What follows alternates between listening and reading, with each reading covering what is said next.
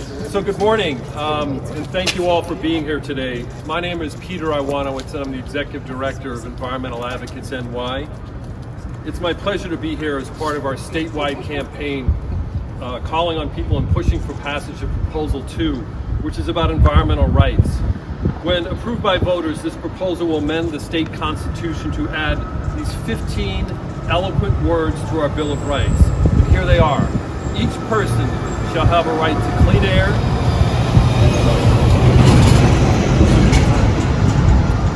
this will add these 15 eloquent words to our Bill of Rights, and here they are.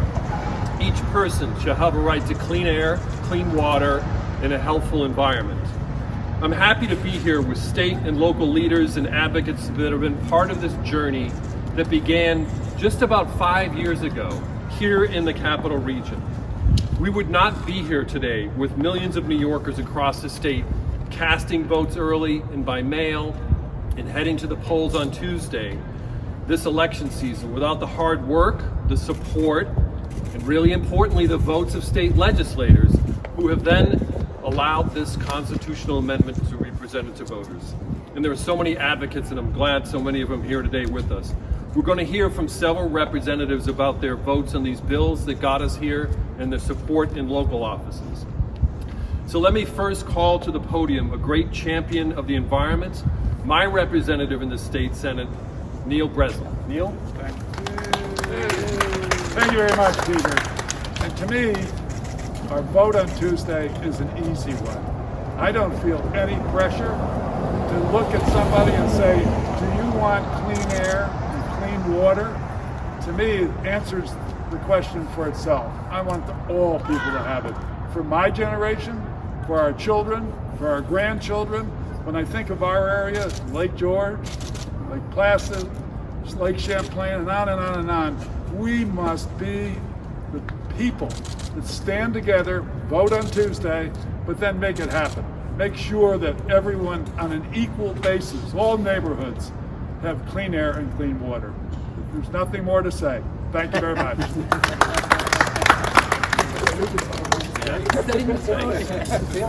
As I mentioned earlier, we've had strong votes consistently. This bill was first presented in the legislature in 2017. We're going to hear from assembly members now because they've actually voted on this thing 4 times. It took a couple of years to get the Senate in the right spot with the right leaders. So they only got to vote on it twice, but the assembly voted on it 4 times to get us to this point. So their strong leadership is here, and I'm really happy to bring to the podium Assemblyman John McDonald. John. Thank you, Peter. Good morning, everybody. It's great to be here, not only with my colleagues in elected office, but also members of our community, particularly those who work very closely with individuals in our environmental justice communities. And I remember when this bill was first talked about and voted the first of 4 times in the Assembly. And I remember very clearly saying, I can't believe we're actually voting on something like this. It isn't a right already. So onward we move. Fortunately, we had a great partner in the Senate. And now the voters have their opportunity to decide, which doesn't come around too often.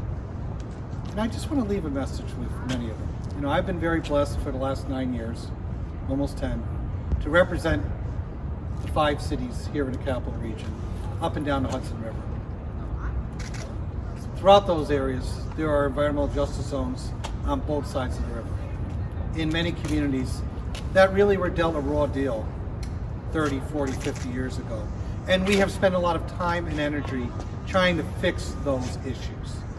DEC, I believe, has been very good and strong partner in this process. I was on a meeting the other night with the South End Community Association, and DEC was going through their continued 5-year study that they've been working on measuring the impacts of environmental justice concerns in that area. Neil, Pat, and I, we remember sitting down with Commissioner Sagos at that time, asking for further studies.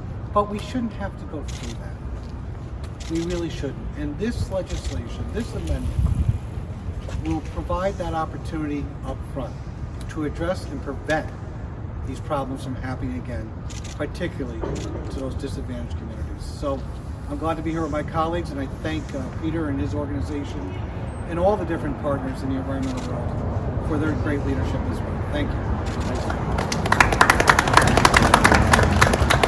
Next up is Assemblywoman Pat Fahey. Thank you, and great to join my colleagues in the Assembly and in the Senate, as well as so many advocates, as well as even a neighbor here, but so many who have come out, as well as our county legislators. This has just had tremendous support. I think I lost count. I didn't know I'd voted on this 4 times, but proud to have voted, and we'll vote again as well on Tuesday. And that's what we're here that's why we're here, is to remind folks that Proposition 2 is an important one. As Peter said, this is a short, brief statement, but wow, is it powerful, incredibly powerful. And it says something. We're not the first state, by the way, but we will be the most important state to make this statement to all, how much we value clean air and clean water. John mentioned the South End. We've had countless conversations on Sheridan Hollow, countless conversations throughout this district, Troy, Waterville, you name it. It is important that we value our water. Water matters, clean air matters. Proud to stand with all here today. I know Neil had me on a stopwatch, and not sure I got it as briefly as him, but we're trying. And again, thank you to everybody. It's great to be here. In all seriousness, this does matter. Thank you. Thanks, Pat. I forgot to mention also, both John and Pat and our next speaker, they're all strong champions for the environment, and I'm so happy to be represented in the Assembly by Pat and be able to work with her and her team and everybody else. So I forgot that in my remarks too. I have 2 amazing reps in the state legislature for me. So next up is Assemblymember Phil Steck, who's worked on this issue and worked on constitutional issues as well as law reform issues for a number of years, and also another strong champion for the environment. Assemblymember Steck. Thank you very much, Peter. I want to make 2 points. First of all, I'm have been an adamant supporter of this legislation from day one. My district is Colony, Niskayuna, and Schenectady. We are united by the Mohawk River, and in fact, the town of Colony actually takes its drinking water from the Mohawk River, and it is processed in our water treatment plant. But the bottom line is, the better quality of water coming in, the better the water is for the residents to drink. So it's essential that this legislation or this constitutional amendment be passed. The second thing is that this is a constitutional provision. It's not a statute. It's designed to provide for these rights in broad general terms, like most good constitutional provisions do, such as due process of law or equal protection of the law. And one of the things that we really need, though, that New York State does not have, is a civil rights enforcement law. In the Assembly, it is my legislation. We have passed it twice. It allows private individuals to sue to enforce their constitutional rights for damages if they've been harmed, whereas under this provision, you could still bring an action to stop bad things from happening, but not to redress something that has caused you damages. So the damages remedy provides a great incentive to people not to violate civil rights. So this is definitely step 1, and I'm hoping we can go on to step 2 and pass the civil rights legislation in both houses. Thank you.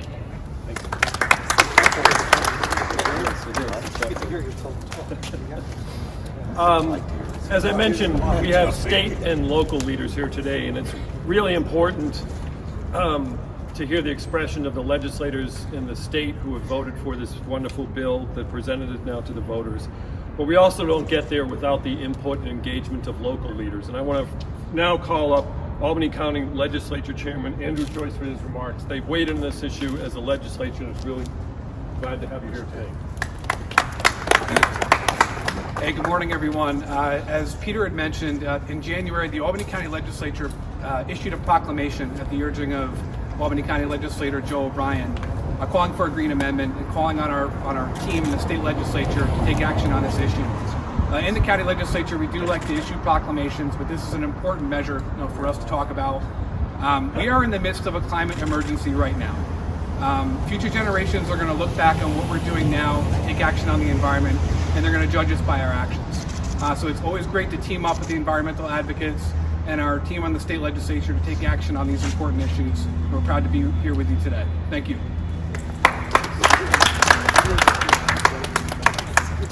Next up is Michael McLaughlin with the County Executive's Office. As everybody knows, we're really happy to be in the midst of a wonderful place like the Capital Region. We have certainly our environmental challenges, but we have amazing opportunities. And County Executive Dan McCoy has put forth an idea that Albany County would be the greenest county in New York.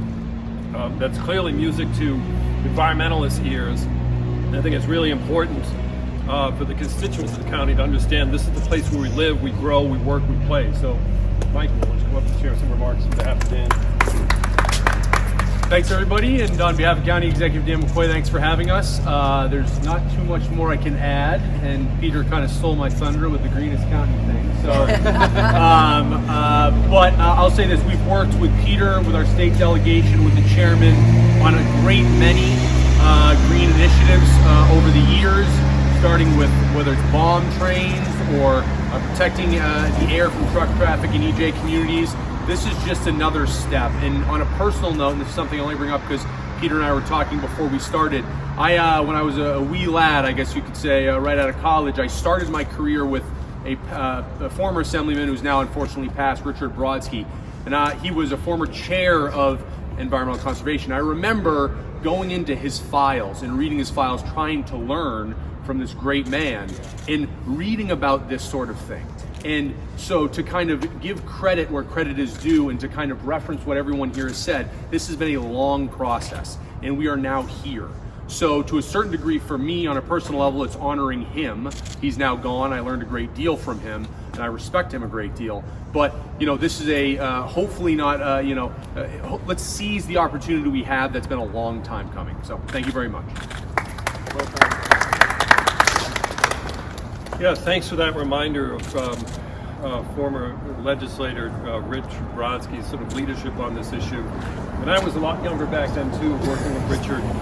And he introduced this legislation in the early 90s, the mid 90s I should say. And it's been in the back of my head that, this is something that we need to get done. And oftentimes when advocates are talking about these issues and struggles of clean water and clean air, it rattled around in the back of my head that this right is something that we don't have.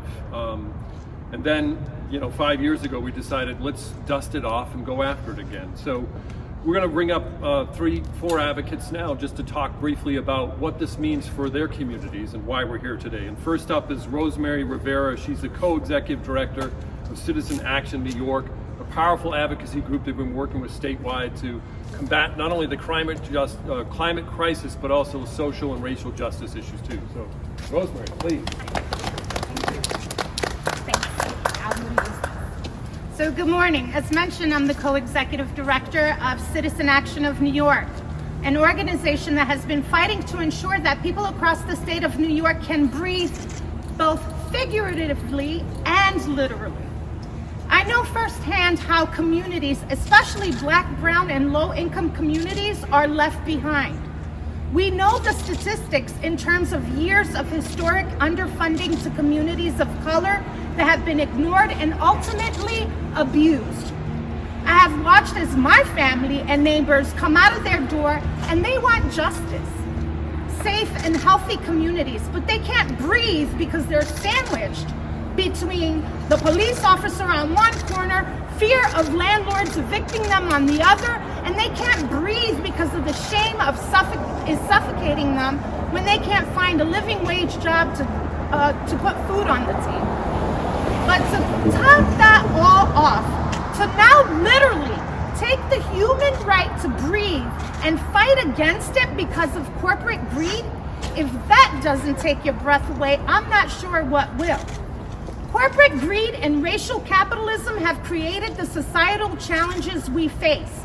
As Albert Einstein once said, we cannot solve our problems with the same thinking we used when we created them.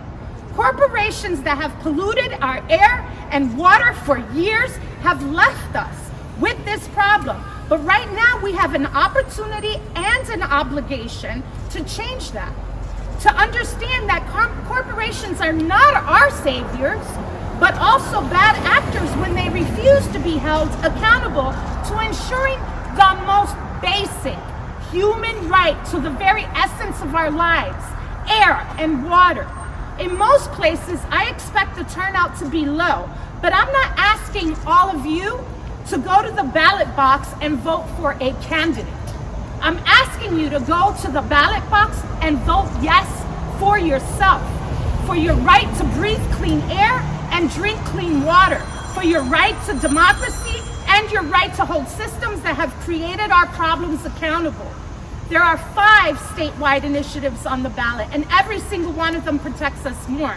But I won't lie when I say that having a constitutional right to breathe clean air and drink clean water is the most basic.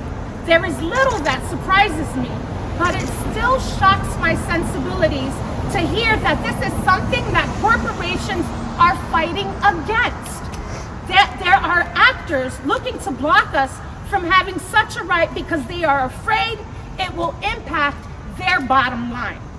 That's why I'm urging everyone in New York State, from Buffalo to New York City, from the Southern Tier to Long Island, to vote and go and exercise your right to vote and vote yes on Proposition 2. Damn it, just let us breathe.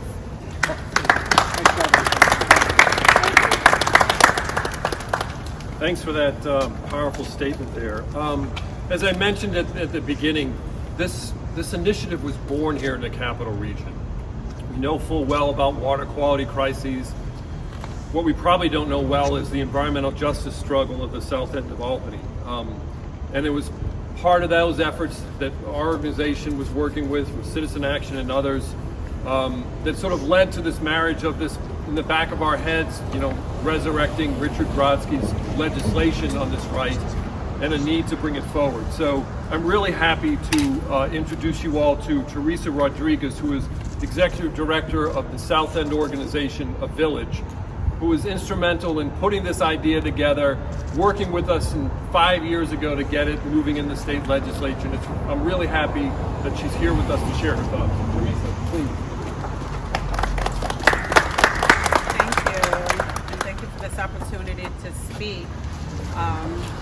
As we know, the Albany South End is an environmental justice community that was historically a red line neighborhood. Many people have worked for more than a decade to address the serious air pollution and health problems of the 179 families of Ezra Prentice. A Village recruited and trained South End resident outreach workers who actually signed folks up, took health surveys, which are administrated by RADX, in addition to organizing the truck counting projects. The air pollution issues that plague Ezra Prentice residents are not only confined to the South End. Levels of asthma and other respiratory diseases in our neighborhood are higher than anywhere else in the region. It has been documented that 1,000 diesel trucks ply through South Pearl Street daily and are a major source of our dirty air and high rate of illness. And the DEC has done an excellent job documenting the spread of the diesel emissions through our neighborhood. We know we need to switch diesel trucks to electric and applaud DEC and the NYSERDA for taking the steps to beginning this process. As the Port of Albany moves towards the future as a wind turbine assembly and shipping facility and looks to the future with green industries, the shift to electrification begins to make good economic sense. It can't happen soon enough for those of us who live here, including myself. I'm a new resident to the South End. I relocated my whole life and am dedicated to making a change in the community, not only for myself, but as previously stated, for the future of our residents, my children, my grandchildren, who is why I'm doing what I do and why I'm there and so passionate about this bill. A Village continues to maintain contacts with the residents of Ezra Prentice. DEC is actually in the process of installing air quality monitoring machines in one of the tenants' apartments. So we're still doing testing. We're still checking air quality control. But as far as a village is concerned and the ambassadors that we have in the streets being grassroots in the community, I want to make sure that the residents of the community understand the importance and the opportunity to vote on this proposal. You know, not everyone will see this. Not everyone gets to come out and speak or listen or hear to what's really going on in the community and the rights that they have. This is such an amazing opportunity, as has been previously stated, which I wasn't aware. This is my first time voting, and my vote is already in. So, yes, across the board. It seems insane for me that we actually have to vote on something like this. But if this means an opportunity to hold folks accountable for the air quality and for the air pollution, then it's a no-brainer. And I just want to make sure that I continue to fight until Election Day to make sure that we spread the news and to ensure that the community and the residents understand the importance of this opportunity and to cast their vote. Thank you for this opportunity. RADX is one of our partners, and you know, just on a smaller level, we continue to work together. And on November 13th, you know, RADX will be partnering with the village to plant 50 trees. 50 trees in the community. You know, any difference on any level helps. But that will continue our drive to improve the air quality, but the vote is most important. And I just want to reiterate the importance of voting yes. Thank you.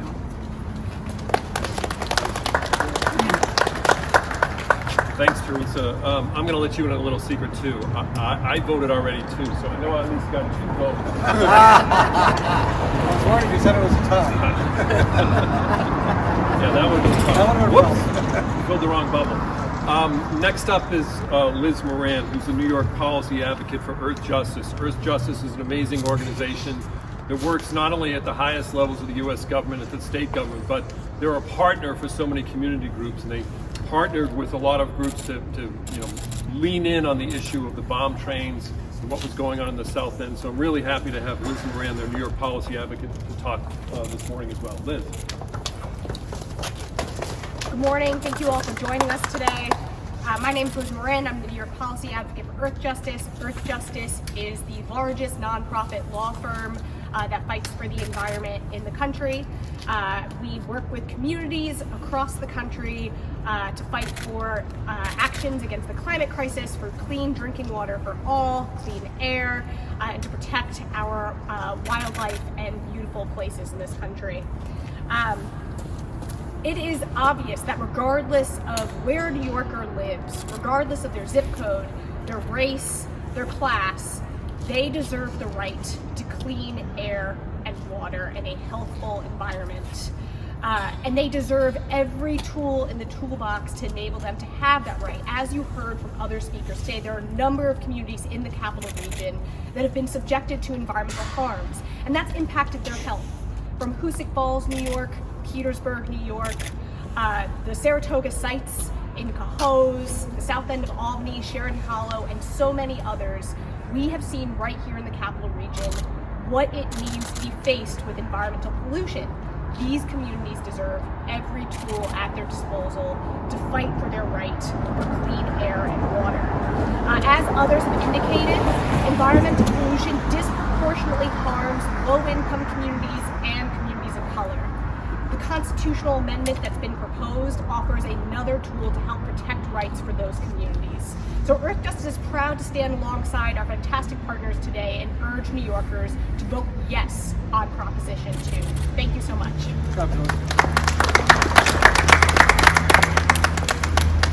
Last up from the advocacy side before we close it out is John Sheehan, the Communications Director with Adirondack Council. As many of you know, we do have constitutional protections that are in the Constitution dealing with the Forever Wild Clause. We're really happy to have the support of Adirondack groups who are fighting alongside with us to add this protection into a different part of the Constitution, our Bill of Rights. So John, come on up.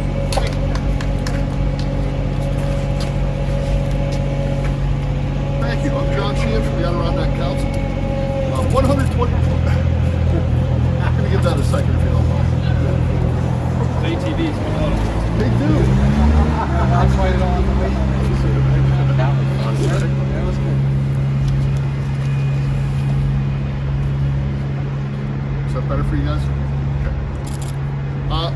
127 years ago, the voters of New York passed a constitutional amendment protecting the Adirondack wilderness from development and commercial exploitation. And for the past century and a quarter, the people of the park have enjoyed that protection, but the 130 small communities of the Adirondacks don't have that same kind of protection. Their drinking water has been contaminated by road salt in some cases. Local fish and wildlife are contaminated with mercury from acid rain. There are a lot of environmental problems that happen in rural areas that are common in the cities of the state as well. I think that the people of the Adirondacks deserve protection in their homes, and that clean water, clean air, and a healthful environment are basic human rights that belong to everyone. Thank you very much. Thanks, John. So let me just sort of wrap up as people go to the polls. The first thing that's really important after you've voted on local candidates, you need to flip the ballot over to deal with the ballot questions. That's really important. And when you're there, it's simple.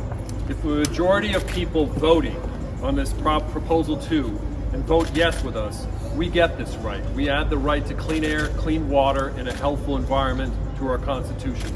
There's no more waiting. There's no more acts of the legislature. The governor doesn't need to do anything. The legislature has done their job. It is now up to us, the voters, to add this right. And if we do so, we get it. How wonderful is that? It's often we have to wait for political leaders to sort of live up to promises on the campaign trail. But if enough of us go this election season and say yes to this amazing amendment, we get it. So I'm happy to be here today. I really encourage every New Yorker to vote yes on Proposal 2 to add this clean air, clean water, and a healthful environment to our state constitution. So we'll wrap up and grab some questions from the press if they have any.